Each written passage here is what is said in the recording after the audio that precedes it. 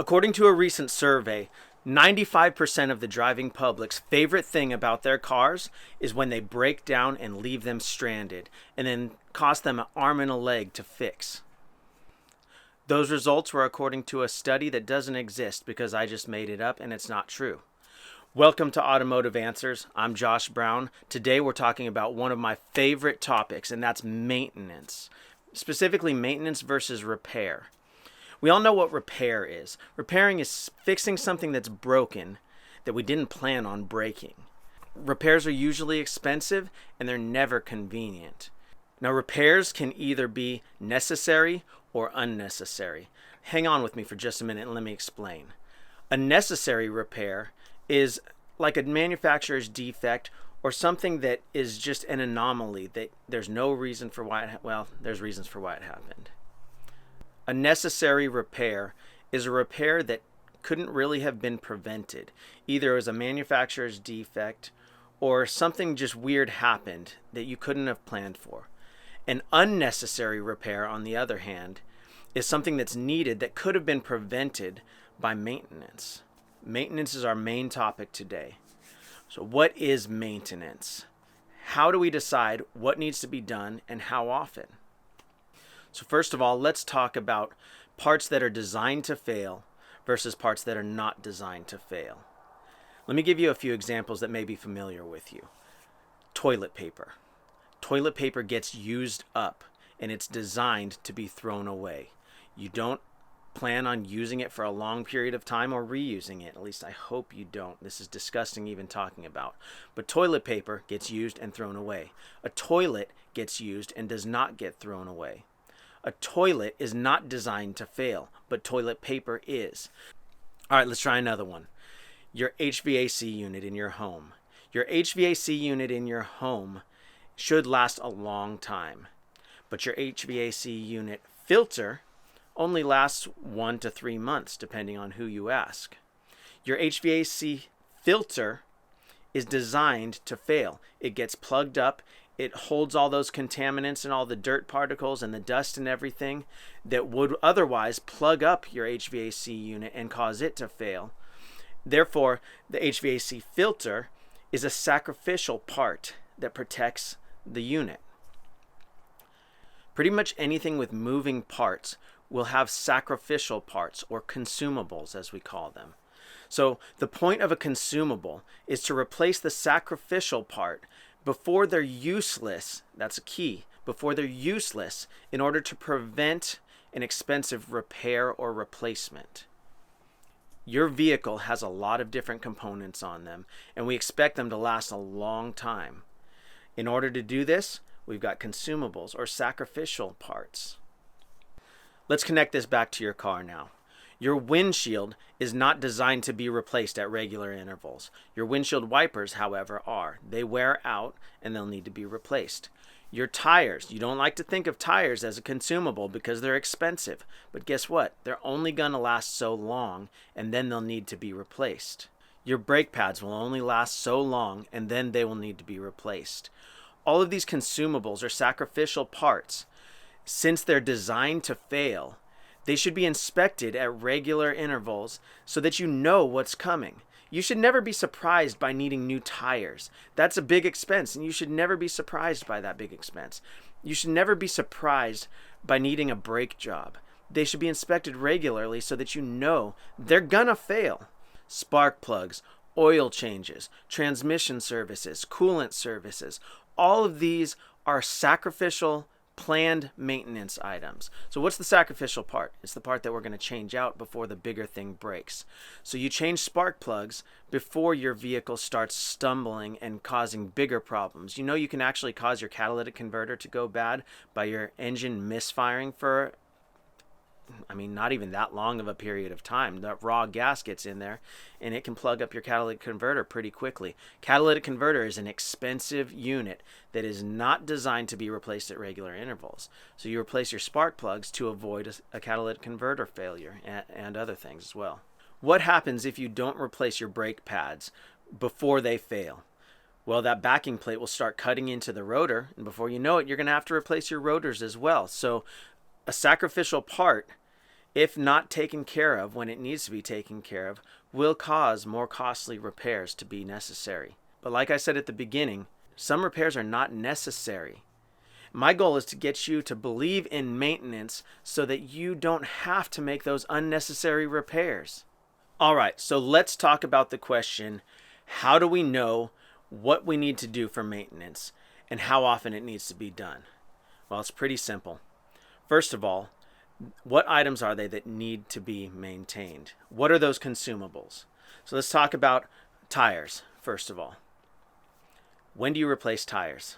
Do you replace them when they pop? When they bend your rim because you're driving without any tread? Or do you replace them when there's still a little bit of tread left and you're not quite to the point of causing danger of hydroplaning and getting in an accident? Nobody wants to get in an accident. Please don't wait till your tires are bald and you take the risk of hydroplaning and getting in an accident to replace your tires. Replace those tires before they're a problem. You know that that's coming. Save up for them, budget for them, replace them before they cause a problem for you and other people. Now moving to a little bit trickier of an item, engine oil. When do you replace your engine oil? Do you wait till the oil is completely worn up, sludged your engine up, is causing misfires, and causes your engine to seize? What about vehicles with oil consumption? How long do you wait to change that oil? Do you wait till that oil light comes on and tells you you're out of oil? If you do that, you're shortly going to be replacing an engine, and that becomes an expensive repair, which could totally have been prevented. So when do you change your engine oil? You change your engine oil before the oil is worn out. Oil does a lot of things, one of them being it lubricates your engine. Another being that the additive package in that oil keeps it from evaporating so that you keep all that oil in the engine where it needs to stay so it can do its job. So if your oil stops lubricating because it's worn out and all that lubrication additive in there has worn out, that oil's no longer lubricating. So what happens when the oil's not lubricating? The metal on metal parts are wearing in your engine. I hate it when people talk about cars just don't last like they used to last. A big part of that's because people are not maintaining them like they used to maintain them. Change your oil regularly before it wears out. There is absolutely no harm in a 3,000 to 5,000 mile oil change interval with full synthetic oil. Yeah, the oil may still look like it doesn't need to be changed. That's when you want to change it. You don't want to wait till it's completely black and you can barely see anything on the dipstick. By then, the oil's worn out and your engine bearings, piston rings, solenoids, they're actually wearing out at that point. So change your oil before the oil is completely worn out. Transmission fluid, same exact thing as engine oil.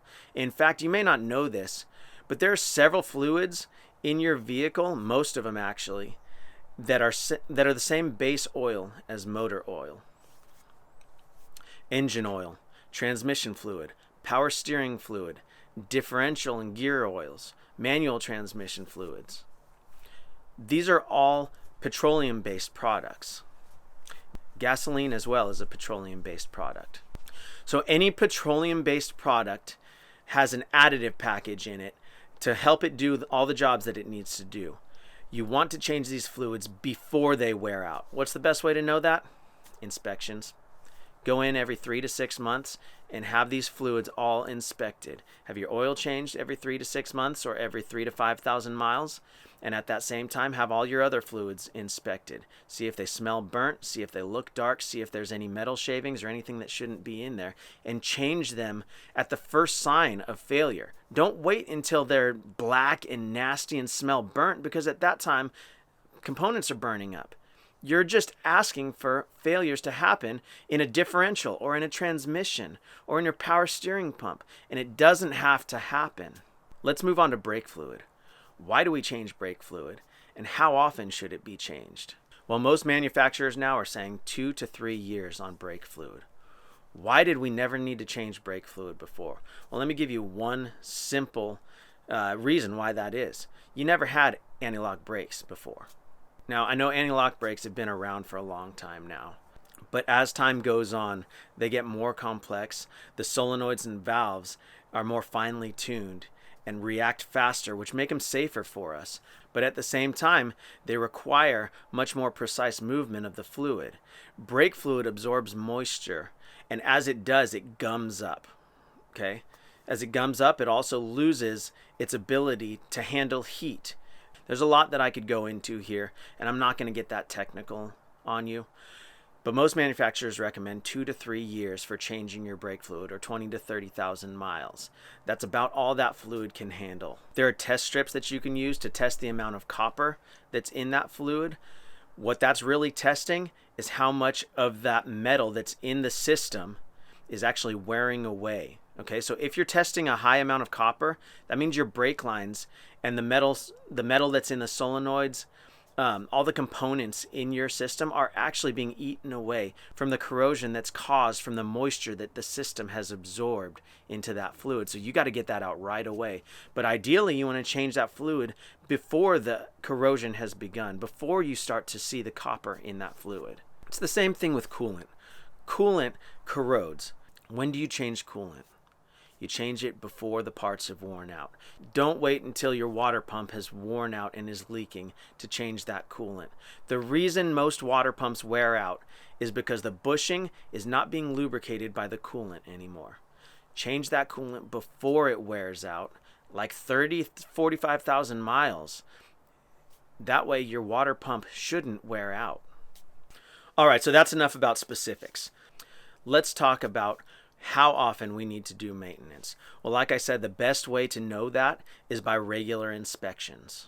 I recommend taking your vehicle in every 3 to 5 months, 3,000 to 5,000 miles, to have an oil change and a complete inspection done on that vehicle. Don't let them shortcut the inspection on fluids and all of the consumables. Brake pads, make sure they tell you how many millimeters are left on all of those brake pads on the whole vehicle. That way you know each 3 to 6 months when you take that vehicle in, you can see the progression of the brake pads wearing down, and you know when you're going to have to replace them. All right, so I hope this has helped you understand a little bit better about repair versus maintenance and necessary versus unnecessary repairs, and how often you should be doing maintenance and why. If this video has been helpful to you, please subscribe to the channel, comment, like, ask any questions that you may have, and I'll try to get to those. And I will see you next time on Automotive Answers.